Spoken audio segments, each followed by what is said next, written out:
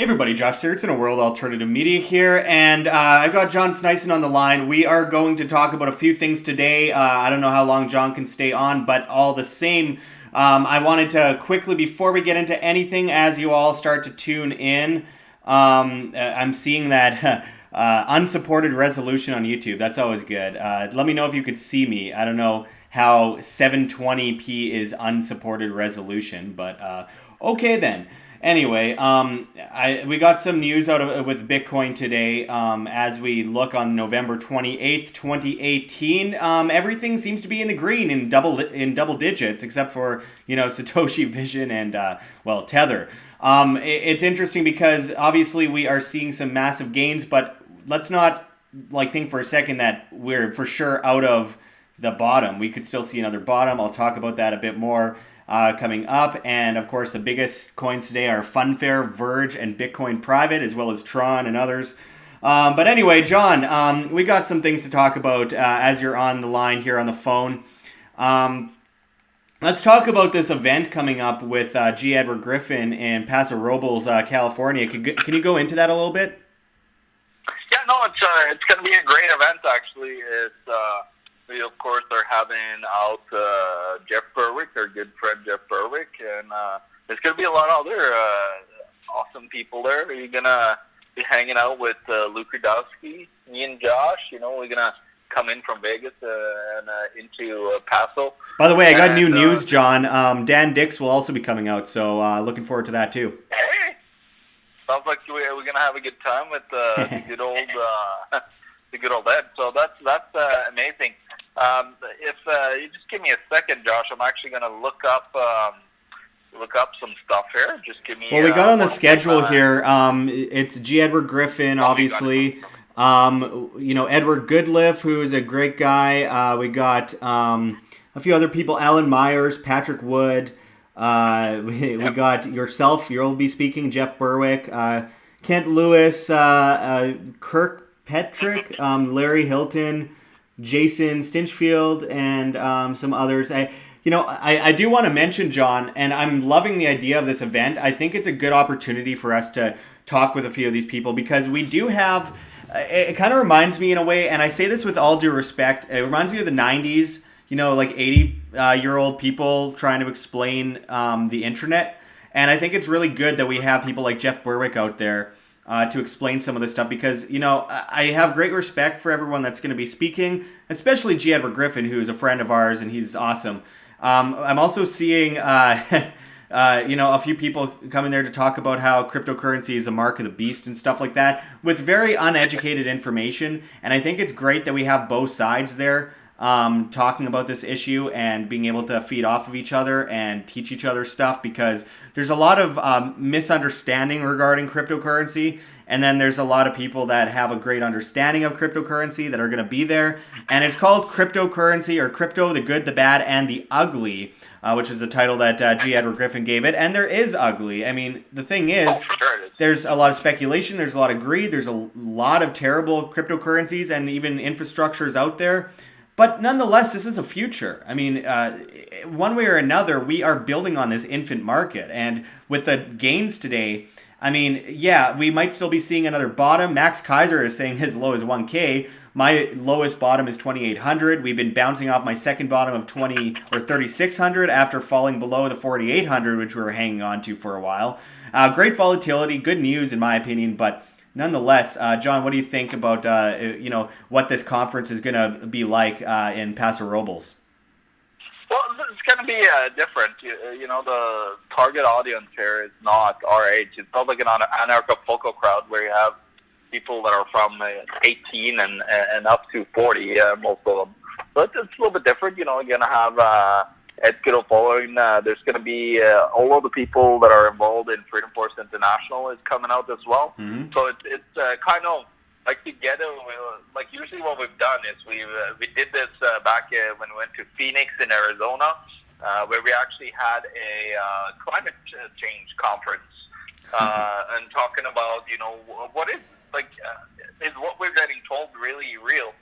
Yeah. So we had that, and then now we're having another Congress. So it's a Congress, but it's also like us getting together and talking about the future of Freedom Force and what we're doing. Because Freedom Force is a bunch of people that are willing to take action in their lives and willing to move the world into a better place for the future. And that's what I dedicated my life to, as you know, Josh, and you as well. Yep. And one of the ways is, you create a power center. Like Ed, of course, is talking about, getting into politics and stuff. And I don't really, to be honest, I hate politicians. I try that, and it's garbage. Organized crime isn't a fun game. Yeah, we're focusing on the media game, which is, educating people and getting out there in front of people. And I believe that's probably one of the most important things that we could do today is getting out there and just going out there and educating as much people as possible before things start to happen. Because if you have a better educated base of people, then it's going to be less likely of a complete takeover when things are when shit hits the fan. So. Yeah, well, I want to also mention, John, when I'm looking at like the schedule coming up for this event. Now, again, this is a great opportunity to talk to a lot of these people, including Patrick Wood, who's done great work regarding the technocracy movement and all the terrible things that come with that. But I mean, I'm seeing stuff like in his title. Let's see, it says Patrick Wood, fintech, crypto, and green, and he's connecting somehow cryptocurrency with communist green movement. And I see actually, this is where we really need to come in and do some educating ourselves as younger people who've looked into this market. And while we're skeptical and we understand that there are clear, obvious problems and that there are potentials for serious problems, that like cryptocurrency, all the infrastructure, all the blockchain infrastructure, all the cryptocurrencies themselves aren't some part of some communist green agenda. And I think it's important that, I mean, we have a lot of past guests that are on the panels or speaking at this event, good friends of ours that we disagree with. And I think it's really important that we sit down and talk with them. I think it'll be good for everyone to take in this event. I want to see how people can get involved and come down to this conference, which is what are the dates for this, John? The date for it? Yeah. Oh, yeah. The December 8th and December 9th, I believe, in Paso Robles, California. I don't think all the tickets are sold yet. So how can people get involved in that? Well, there's tickets. You just go to the link, Josh. You'll share the link. You have it up on the screen there, as I see. So you just go and sign up online on the Freedom Force webpage. And you can actually, if you can't go because it's very short period of time, unless you have time and money available, it'll be hard to attend. But you can actually do like several of my friends here in Winnipeg. They plan to be on the live stream and get educated on it as well. So there's the live stream. It's only $25, and you get to listen to some really great minds, and you get to have a little bit of what do you call cognitive dissonance because you're going to have some opposing thoughts in your head that is going to be contradictory to each other. But I just want to get back to what you were saying about Patrick Wood and the cryptocurrencies. Yeah, he's kind of wrong about the old cryptocurrencies, but he's right in the way because I studied this, Josh. We talked about 5G, we talked about the Internet of Things, and there's blockchain technology getting attached to that. Of course, the SHA technology. The economy. You have solar coins out that works with the UN. So there's several of them that are out there that are actually tokens and so on that are using and trying to get in with the United Nations and other big global conglomerates in order to try to gain power, of course, because that's what it's all about. So yeah, there is some of them, but that's the problem that everybody's confusing with. It's like, everything is bad because there's maybe 5 or 10 bad blockchains out there that's trying to. Oh, I'm sure there's more than that. Yeah. Oh, probably. I mean, like the thing is, Patrick Wood explains a very serious issue that we're facing, like in China and India, where we have these huge centralized cashless systems, technocratic systems that their purpose is to, they're attacking decentralized cryptos. They're attacking decentralized blockchains more than any country in the world as they try to establish their IMF SDR kind of. So, I mean, like the thing is, there are huge problems with digital currencies that are centralized. Of course, it's a slave complex that, you can enslave everyone through the banking system because your money's always in the bank. It's never yours. It's an enslavement system of dependency. But then on the other hand, there's the decentralized cryptos, and we have too many people that are older, no offense, but a lot of older people that are mixing up and conflating, decentralized cryptocurrencies with these centrally planned cashless systems. And I think this is a problem that we need to talk about, including our past guest, Alan Myers, really good guy. I mean, all these people are very smart. They have a great background, and they're very interesting, and I love talking to them, and a lot of them are friends. But I think we need to get down to the basics of this and explain this, because a lot of people just assume physical value, which physical value plays into subjective value as a use case. But physical value itself, no such thing. There's no such thing. You can have people say, what about physical value of food? Okay, well, you have lentils, which are not scarce at all. There's a vast amount of them, and they're cheap. And then you have certain organic foods that are scarce that are more expensive. Value is subjective based on scarcity, application, use, and demand.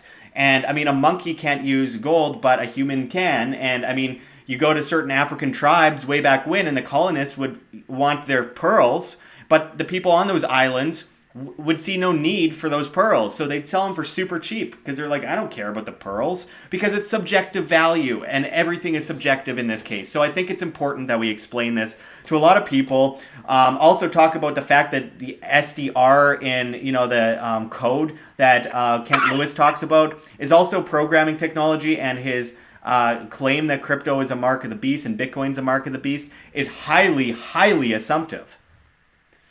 Oh, totally, Josh. And I actually, because I do understand HTML code stuff, so I actually was curious. So I wanted to find this out where the code was, and I actually found the code. I found the code, and it says SDR, and then there's randomly there's actually the SDR basket currencies in there. So that gets you, of course, thinking. But I did what is SDR? What does SDR mean here? In other cases, and I found some other SDRs in their program.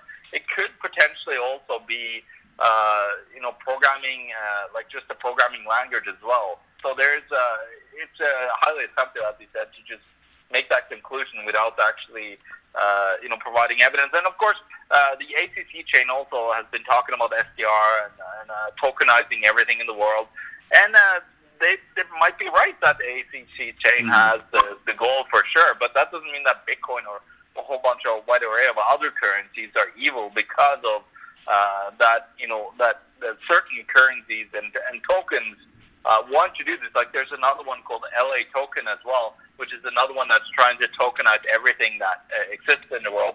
So we've got everything on a blockchain. So there is this exists everywhere, Josh, and there's no doubt that it's just going to continue. It's not stopping this move to digitalization of the world. We're going to see a lot more of it actually coming, and there's no way to exit out of it. The only way we could really get rid of this is we go back to 30 years back. Do we want to really do that to ourselves? Do we want to remove all this technology that is actually doing great things? Yeah, it's doing a lot of bad things too. But it's actually letting me and Josh here sit, Josh is sitting in Vegas. I'm here in Winnipeg talking on the phone, and we could talk to everybody in the world because of this fantastic technology. Yeah. So it's like the internet, though, John. It's like the internet. I've often mentioned that centralized blockchain technology can enslave humanity, but decentralized blockchain technology can overthrow that which enslaves humanity. It depends. It all depends on the context. And by the way, I wanted to thank Michael VW11 for the €2 that he sent. He says, thanks for all your work, guys. I really appreciate it, Michael. Very much appreciate the €2. And then also we got a comment from Boreas the North Wind, who says Bitcoin is the mother of fiat currencies. No, it isn't, because fiat is by fiat. It is government enforced. It is legal tender, and it is historically centralized. It shall be. It's by law. Yeah, fiat currency. I'm sorry, and I hate to insult viewers, but come on, guys. If you think fiat and Bitcoin are the same thing, then you don't understand what fiat or Bitcoin is, because there's clear differentiations between a currency that is forced by legal tender laws and is, fractional reserve, has no limit on creation, and then Bitcoin, which has 21 million coins ever by the year 2140 and is not under legal tender laws, isn't by fiat, aka, forced. So I don't know. I see this every time we go on. Boreas the Northwind also says governments control the internet, kids. Yes, governments control the internet, and that was the idea to begin with, but it didn't go very well for them. So if the government created Bitcoin, it was probably one of the stupidest things they ever did, because anyone could take that technology and create their own system. But it wouldn't benefit them to create Bitcoin in the first place. It is absurd to believe that they created Bitcoin in the first place, because they would have to basically shoot themselves in the foot and open up this incredibly huge market for other people to innovate on and break free from their system, which is the opposite of what they want. A centrally planned cashless system, sure, but Bitcoin? Come on, guys. I mean, I just think that there's a lot of assumptions being made out of suspicion, and it's good to be skeptical. It's good to be suspicious. You should question everything. But we've been over this, and we've gone over cryptocurrency so many times, and there is a good and there is a bad and there is an ugly, like this conference talks about coming up.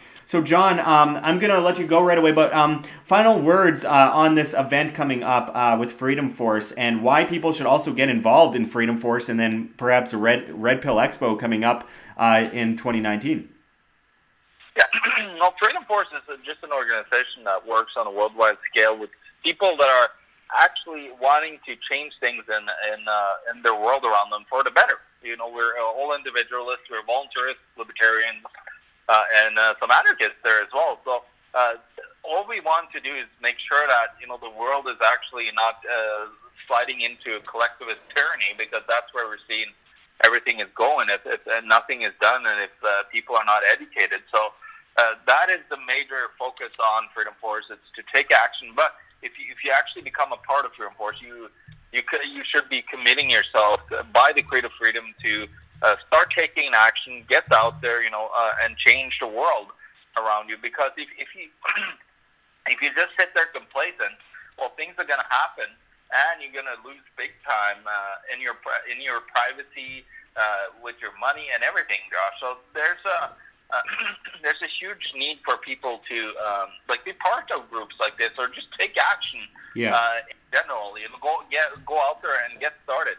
That's what me joining Freedom Force was what actually made me start to take action. That's how I met up with you, Josh, because you were taking action, right? So it's all about getting out there and being really fired up about life and wanting to make a positive impact on the world that you live in. So infiltrate all, like the Illuminati, but in a much more innocent, liberty-minded, truthful manner, without killing people and sacrificing lambs and that kind of stuff. It's passion for peace and prosperity for the future, and not to coerce individuals to do something. It's actually allowing the individual to be free individuals. Yeah. By the way, I just want to mention a big thank you to Bartek Zeb Buchowski. I'm sorry I butchered your name there. Who sent 17 who sent 17 Danish krones. So I really appreciate that. Very, very much appreciated. That's the first time anyone has sent us any Danish currencies through the super chat. So that's definitely interesting. Danes, I love it. Get more Danes. I have a good buddy that we met that's working for free, of course, with Bob Stanley. Jacob, he's a Great Dane. A Great Dane, like the dog, or? No, a Great Dane. Come on, he's a great guy. He's a Great Dane. So, anyways, Chuck, but back to the event. So, yeah, you should definitely take a look at it. Get it streaming online if you can't make it. It's and you're supporting a great cause with Ed, and Ed. He's been working all of his life and put this together because it's crazy how energetic the guy is. Take action. So, yeah, he definitely need that support. And just recently, actually, he almost lost his house up in California there. So he's been very close. In a lot of stress the last 3 weeks with him and his wife, Pat. And Come out there, and if you come out, you actually, if you get the VIP ticket, the inner circle ticket, you actually get to hang out with Ed and all of us up at his place up. Which I highly recommend, by the way. G. Edward Griffin is incredibly fun to hang out with. For an 87-year-old guy, I feel like I'm hanging out with a super energetic 28-year-old with the wisdom of an 87-year-old, which is amazing. And most people, I find, give up once they retire, and they slowly kind of just lose it. G. Edward Griffin, it's like he just started, and he's just like, I'm just getting started. And you've seen him like at events setting up tables and running around and stuff. It's unbelievable the energy this guy has. It's so incredibly inspiring. I swear sometimes he has more energy than I have, and I'm 24. So I mean, it's pretty impressive. Yeah, well, when you are passionate about something, Josh, and that drives you, you don't need to stop working. You can have a lot of fun working for the rest of your life. And it's not work anymore when you're very passionate like this. When you love it. Here. You love it and you want to do it every single day, and that's what it comes down to. When you're that, like, nothing will stop you from ever, doing things. And when you become an expert on the topic, you start actually making money on it. Yeah. As well, you get monetary gains from it. We can't shove that under the rug. That when we actually start to get to a point where people are starting to listening to us because we actually make sense, we understand what's happening. People actually give us, benefit of that information that we're able to give them. So it's very important that you, if you want to make a change in the world, make sure that you start to educate yourself and become an expert in the field. That whatever you're passionate about, go out there and get into that field and really, dig deep into it and do it every day as much as you can. And you'll find yourself in great places. Look at Dick Berwick and a whole bunch of other in our movement. There's a bunch of us that are actually been able to make decent amount of money because we're getting out there, we're putting out great content that people like. The free market is involved and give us something back for absolutely pouring thousands upon thousands of hours. It's a hugely opportunistic time. Of course, the money part is like very, very secondary to how we can improve humanity with this technology, which is incredibly important because a lot of people are basing a lot on speculation as we see Wall Street accept the futures going forward again. There's an issue there. But I mean, a lot of us are impatient and we want to speculate and make money fast. But then there's the long term, which is more important, which is how we can change humanity and do the best we can with that technology. And I think that's incredibly important. So I think that going forward, we will be able to truly see the world change because of this incredible technology. And I know that we have quite a few people commenting. I can't get to everyone here. But Josh, actually, let me comment on one thing that I was talking. What is best of Bitcoin, gold, and silver? You know what? I personally hold most precious metals, and it's because of its huge long years of experience and being money. So diversification that is the number one thing that I hold. But I also see that Bitcoin and other cryptocurrencies were the new power that helped gold and silver, and it's literally helping gold and silver because it's in there with a different type of technology that they can't really manipulate too much. There's some now that are getting into manipulation of this as well, and that's what we got to fight back with and have other currencies and so on. So we need to work together here instead of just coming after each other for disagreeing on if Bitcoin or gold and silver is where we need to go. We need to go together against the massive state that is building up here, and if we this is the perfect divide and conquer. We're literally letting ourselves divide and conquer. It's amazing how many people attack other people for their own investments, what they decide to invest in. It's so absurd, and I can't imagine being that easily triggered by what other people decide to do with their own life. And I also noticed that one person mentioned that he was buying Bitcoin when I was 16. Well, I had heard of it before that. Back in 2009 was when I first heard about Bitcoin. And I first started kind of looking into it then. A friend of mine told me to put $2,000 into it. I said no, because that's crazy. Why would I give a Japanese gaming website money, $2,000? I'd be a billionaire now, but Yeah, I know. But anyway, suffice to say, it's very innovative. It's incredibly important. We still have people commenting that obviously didn't hear us before saying Bitcoin is fiat. If you think that, you don't know what Bitcoin or fiat is. Then Sarah Connor says, in all capitals, of course, Bitcoin is a joke. And then says, Bitcoin down 80% this year. Idiots.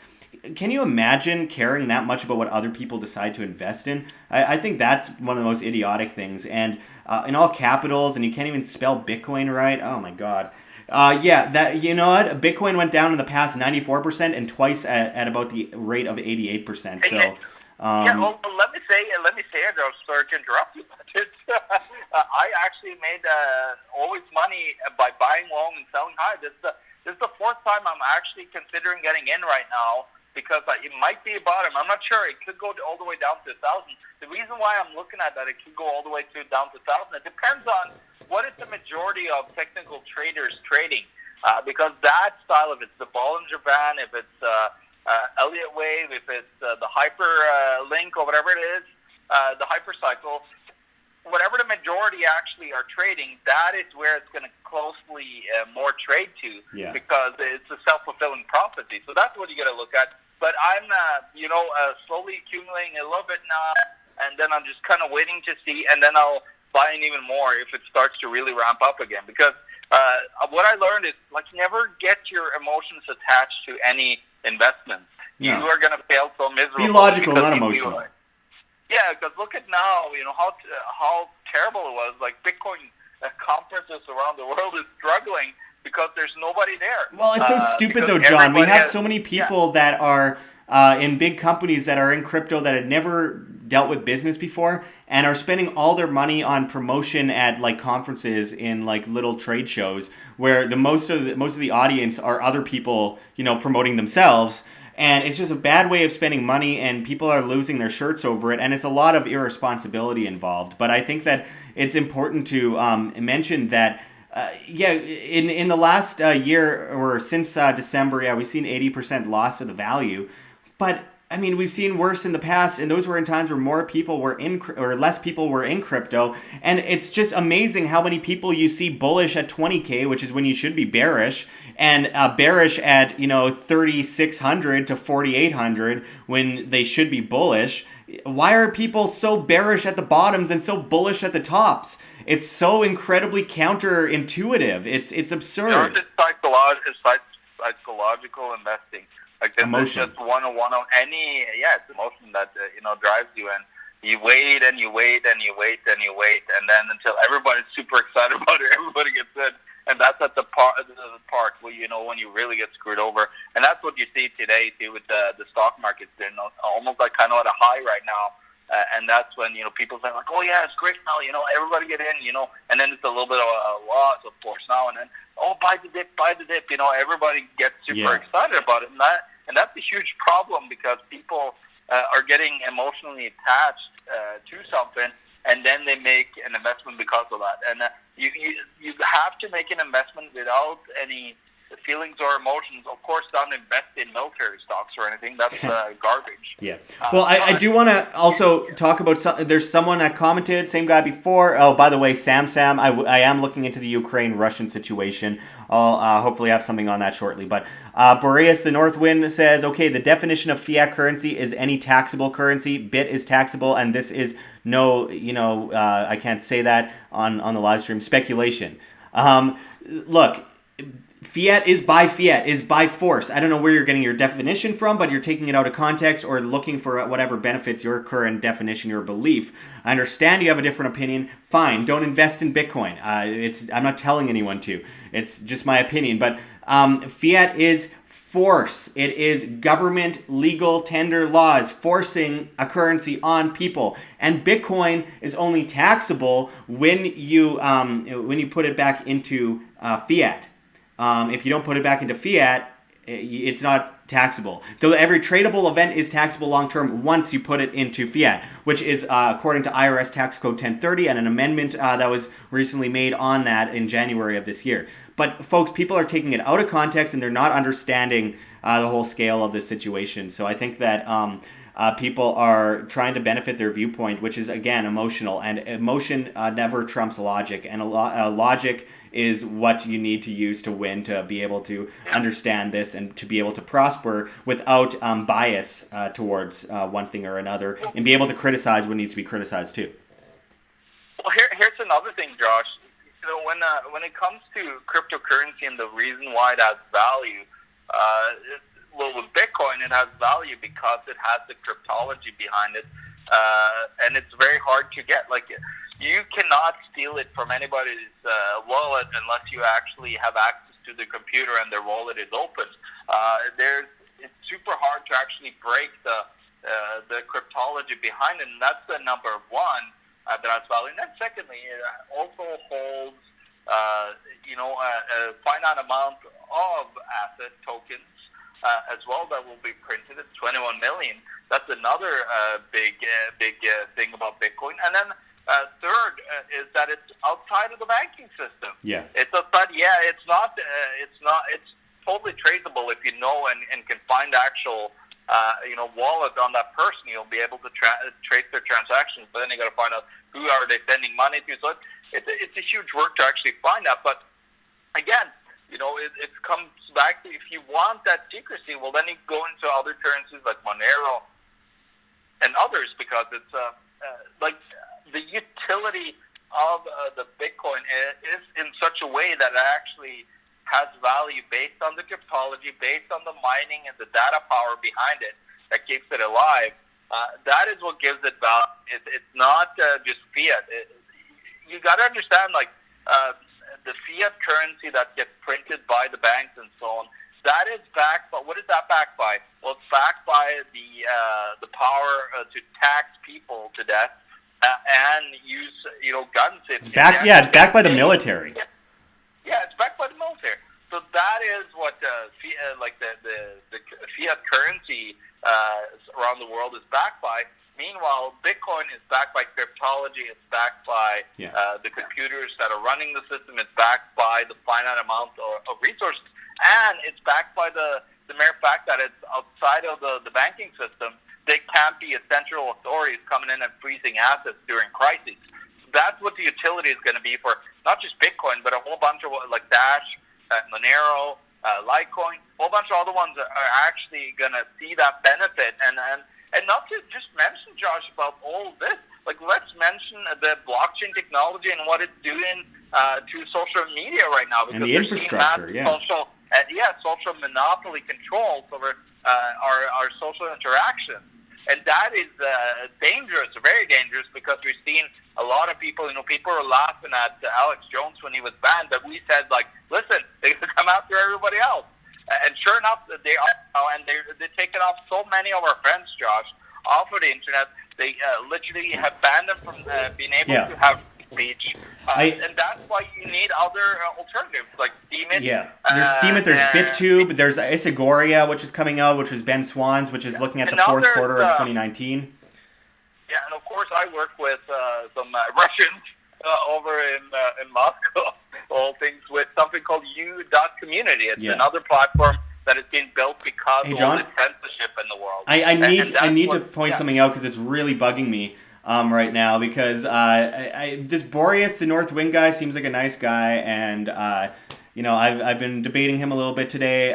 He says, "Kids, I got no reasonable motivation to discourage anyone from buying crypto system currencies. You just have to know that the Bitcoin is not a product, but a currency traded at fiat currency values. No, you don't need the yen to survive to be able to tell fiat dollars or the US dollar. Imagine you're judging what the value of the yen is in fiat. It doesn't mean that the US dollar needs to be around for it to not be judged by its value versus inflation versus what people's faith in it is, what it can buy, its purchasing power. Bitcoin can be judged by its purchasing power just like anything else. It's the value of what it can be worth, what you can buy with it. So you can judge it by Satoshis or Bitcoins, whatever. I still see people that are anti-Bitcoin thinking that you need to buy an entire Bitcoin to be able to have Bitcoin. No, you can judge it in Satoshis like you would judge a dollar and cents. you can, what do you think that you need to base the fiat US dollar on to judge that value? No, you judge the value by what its purchasing power is. So the same goes for Bitcoin, the same goes for any other currency. People are judging the value of Bitcoin in fiat US dollars currently because it's simpler to explain to people for the time being. As long as the US dollar is around and most people are using it as a world reserve currency, it's easier to explain. But when the US dollar crashes, you judge Bitcoin by what it can purchase, the power of its purchasing abilities. So I think that's important to point out that a lot of people miss. And we also have a comment from Sam who says, John, you really think the government going to let Bitcoin stand and not get anything out of it? I do. Before we go to John on that, I do want to mention that, let's face it, the government can try and enforce as much as it can, but it's always futile. These regulations, this legislation, it just is not efficient. The government is always less efficient than the free market. The free market will decide whether the government likes it or not. This technology will take over. And whether people want freedom or they don't want freedom, it won't even come down to people needing to have a consensus. The technology will take over. And I think that it's important that we understand the very real opportunities and the risks. And we have to tread carefully, but with the decentralized infrastructure itself, we can replace governments, we can replace banks. We just have to keep our mind on the prize instead of looking to speculation and making money fast. But John, what do you think? This guy named Sam says, John, you really think the government going to let Bitcoin stand and not get anything out of it? What do you think? Oh, of course they're going to get something out of it. They're probably investing right now and getting involved in it on the back end. They want to have a piece of it, and they want to probably secure some assets. There's actually, I think there's a couple of African central banks that have actually bought and are holding BTCs on their balance sheets because they understand what it is, and they need to protect themselves because they're running a Ponzi scheme. Bitcoin will, of course, try to be co-opted, and what we're going to understand is it's all about who controls the processing power. And the processing power, if you can control over 51% of it, you can do something called a 51% attack. Very unlikely. And the thing is, you go and see all these big mining pools that they're talking about, the big mining institutions, but they have what they call mining pools, and these mining pools have individuals in them as well. So it's a little bit deceiving that you see these massive mining pools controlling like 20-30% almost of it, because there's a lot of individuals that are in these mining pools that are helping. They got together so they could mine more Bitcoin and get Bitcoins faster, because if you work as a group, you got more hash power, as it's called, and you can do these solutions to the equations a little bit faster than your competitors that are out there, all the miners. So there's a lot to be said about you're always going to have government trying to co-opt anything and take over a system that is free, because this is what it is. It's a free market system. Even if they put Bitcoin out themselves to try to then make copies of it and then create it into a new system, they are not going to be able to. Like, people are talking about, they're just going to ban Bitcoin. How are they going to ban Bitcoin? I'd like to see them try. Look at how well it went when they banned BitTorrent. Everybody's using BitTorrent and downloading illegal. What about weed? What about everything? Guns? What about gold? We all remember what FDR did with the gold. Did that really work out? Because people kept their gold. Because people intrinsically, they're like, well, I'm not hurting anyone. I'm going to continue to use it. And how could they possibly sustainably ban Bitcoin of all things, which is not physical, and as physical as a mining equipment, I guess, and the computer and the bandwidth and all that kind of stuff. But overall, have a hard wallet, Trezor, Ledger Nano S, something like that. And put it in a Faraday cage, and then Bitcoin will always survive. It will survive. These strawmans like the EMP attack. Oh my God. Yeah, the thing is, if you have an EMP today, and if you actually held your USB, like a Trezor or whatever you have, in a Faraday cage enclosure, then that will actually survive. And if you just have one copy of the blockchain survive, you could rebuild Bitcoin again after that. So with centralized systems, they are talking. I was reading The Curse of Cash, and that's what I'm going to talk about in Pastor Waldlow's, is that I'm talking about the cashless society. Yeah. I'm going to actually, in there, stupid Kenneth Rogoff, he mentions that, the cell phone towers are backup generators, but look at how well the cell phone coverage was during the crisis in California, the massive forest fires there. They were really struggling with communication. Towers burnt down. There was a lot of things happening. So they believe that they could run it on that type of a system. Yeah, no, we always need communication. That's why, in the worst case scenario with having crypto, you have that copy. At least you have a hard wallet that you can keep around. You can keep it safe with you. But with a cashless society, it's going to be centralized somewhere. And you're not going to have access to that if you don't have access to and the umpire's post says they have new hardware wallets that are EMP proof. Exactly. And there you go.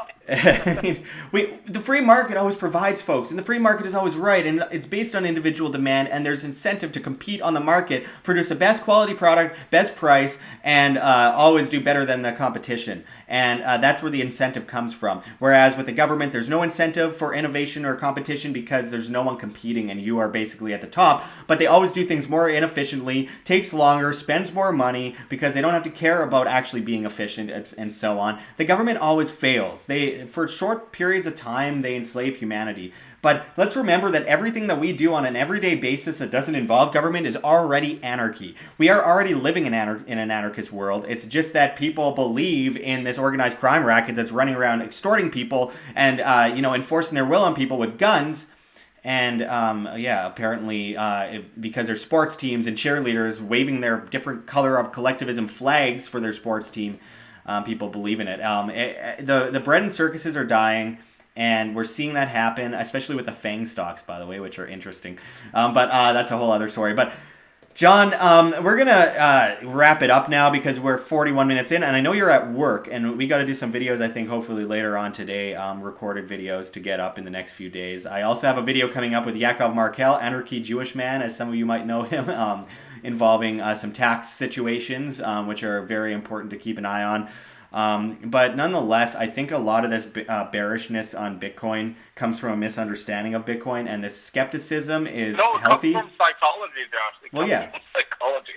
Yeah, and that's what every market runs on. It's general human psychology, and it's impossible to really guess ahead of time, as well as news stories, if they do or do not affect the market. Overall, I think that there's a lot of misunderstanding regarding cryptocurrencies and a lot of skepticism, which is healthy but not necessarily correct. And I think we need to correct a lot of that ourselves and try and get to the bottom of this because I think it'll be many years down the road. We don't want mass adoption right now because mass adoption would be unhealthy in a market where most people don't understand the technology. So we'll do the best we can. Again, Bitcoin isn't a company, so we're not being paid by Bitcoin to talk about this or shilling anything. It's a technology. It's infrastructure. It is something that can be replaced in the future as well with different things. The blockchain itself can be replaced technically. But overall, we have an incredibly innovative market that's on our doorstep that we need to take advantage of so that the government doesn't in a more centralized manner. We need to ensure that we have the ability to overcome that which the government intends to enslave us with. And that's centralized blockchain technology versus decentralized. As I've so often said, you can take a gun and slaughter a whole bunch of innocent people with that gun, but you could use that same gun to save all those innocent people from being slaughtered, and the same goes for the blockchain technology. We cannot just use a broad brush to paint it all. We need to understand the differentiations and the context in this matter. So, John, I appreciate you joining us over the line here. We still got lots of people watching today. I know a lot of people are very anxious and very interested. Let me just see if I can get the fear and greed index. I won't be able to get it on the screen, but the fear and greed index is currently on a scale of 14. It goes from 0 to 100, I believe. It's extreme fear still, but it's up from, I believe, 7 or something the other day, which was pretty intense. But I think that people need to settle down, be patient, understand that bear markets are healthy. We need bear markets just like we need bull markets. We need good times to understand the bad times. We need bad times to understand the good times. And this is very innovative technology. You're wrong. You're wrong, Josh. We need always an uptime. That's what the case is. Lambos. Look at Ben Bernanke's speech in 2002. He said, like, we have to print money at any cost to avoid deflation. And that's what it is. These cases, they are not willing to have that bear market as we've seen in crypto. They perpetually blow air into a balloon. To keep the money system propped up at any cost it is to the general populace. It's ridiculous. And enforced by forced usury, legal tender laws.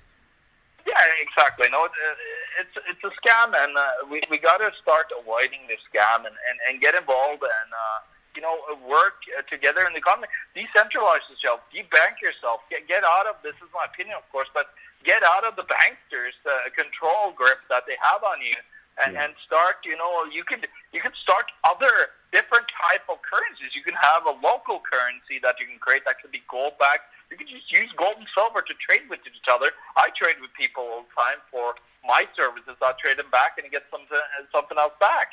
So it's all about what you can do to get out of the grid and transact and still be able to have a system going that you would be able to actually have a medium of exchange of some sorts that you could be able to have economic activity, because that's what it constrains. This massive devaluation of currencies just slows down and destroys economic activity, and that's where we need to take it back. We need to get back to free market currencies where you can use any type of currency, even time bank it, whatever you feel like is the best for your community. Get back to the voluntary system. Me and Josh promote so well.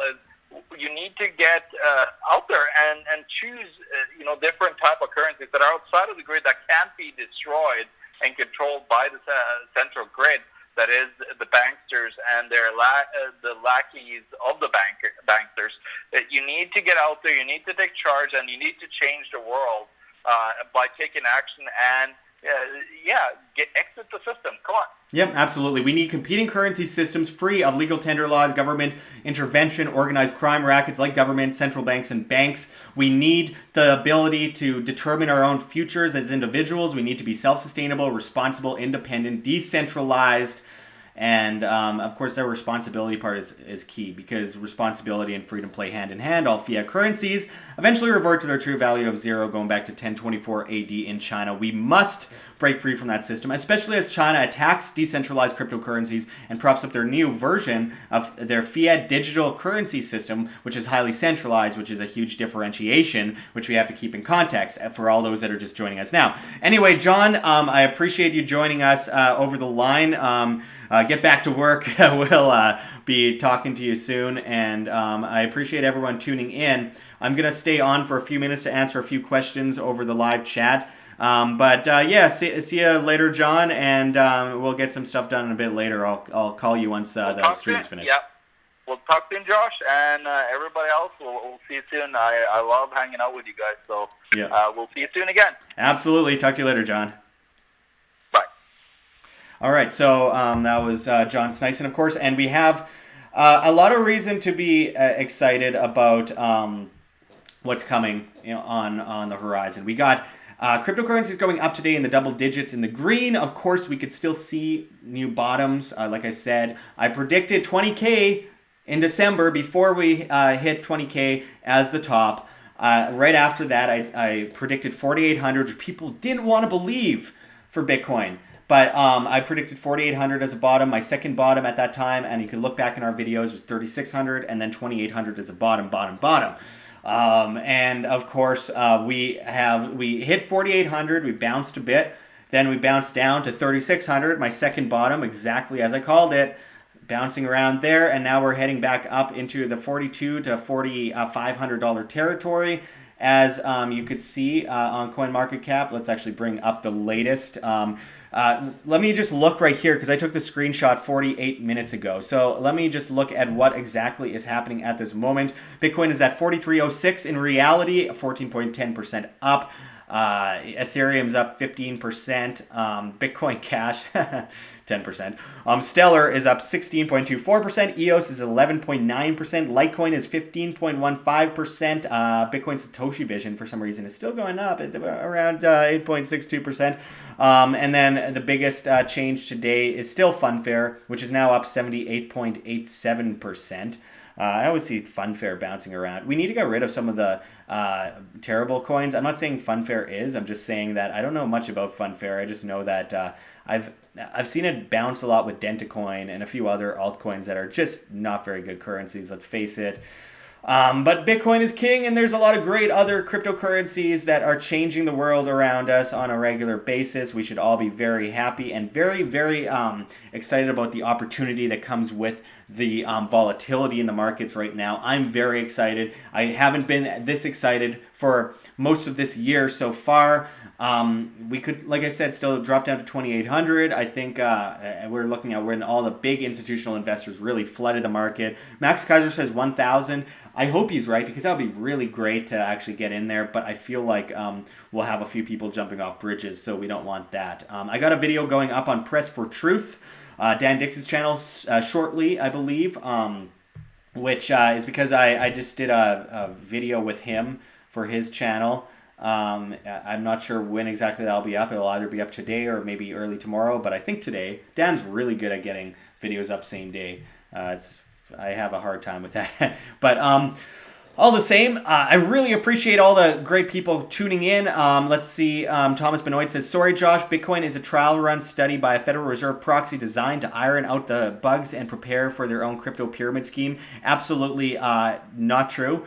First of all, that completely avoids the idea of a multi-tiered pyramid scheme, which involves networks and all that kind of stuff, completely evades the definition of the term. And then, of course, the rest is complete assumption. So with all due respect, Thomas Benoit, I completely disagree, and I think that that is simply a theory based on, assumption and nothing really.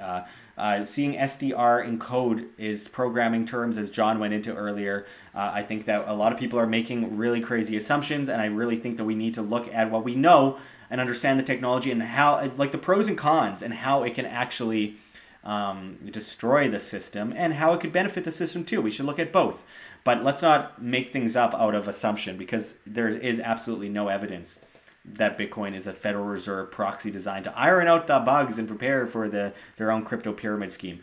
They want a centrally planned legal tender currency, which is very clear. The cashless society that's centrally planned is very real and very detrimental. We need to break free of that system, because if your money's in the bank in a cashless society that's centrally planned, it's never your money. It's always the bank's, as it is. And then in this case, your money's always going through the banking system. You never hold it in your hands. It's never yours. It's always a bank's, which is a huge problem. Whereas with the Bitcoin technology that we have today, your Bitcoin's in your pocket, your bank is in your pocket, or in a Trezor wallet or a Ledger Nano wallet, and a Faraday cage, as John went into, or EMP proof wallets, which there are very many of.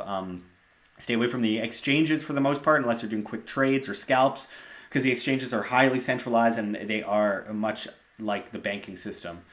So that's very important. So I think that, Zoltan says hypothesis, not theory. True, it is based in hypothesis. And I think that coming up with this idea is good to be skeptical and careful, but I think that making these assumptions is very detrimental to us actually getting to the truth. So I say that with all due respect. We need to actually start looking at what we know as facts. Boreas the Northwind says, nice to see bright kids and young men around. Yeah, I guess. There's a few comments on here. I missed a lot. I apologize for missing so many. Thank you, the Umpire's Post. Michael VW11, appreciate it.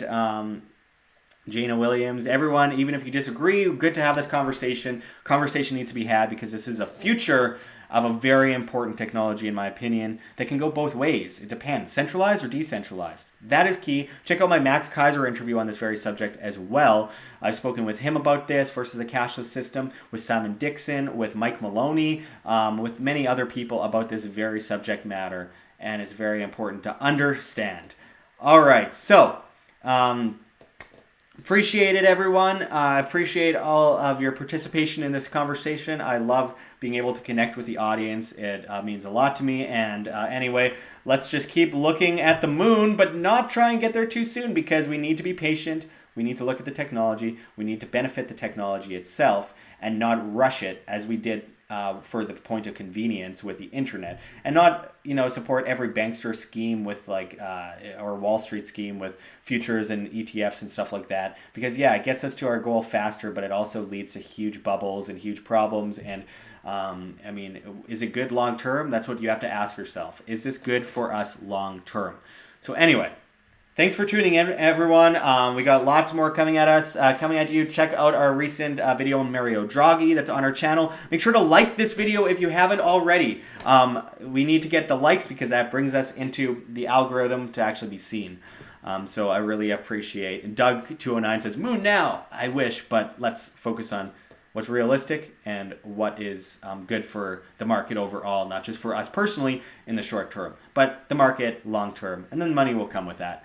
So anyway, again, thank you for tuning in, everyone. This is Josh Sigurdson signing out from World Alternative Media. Make sure to subscribe, find the truth, be the change.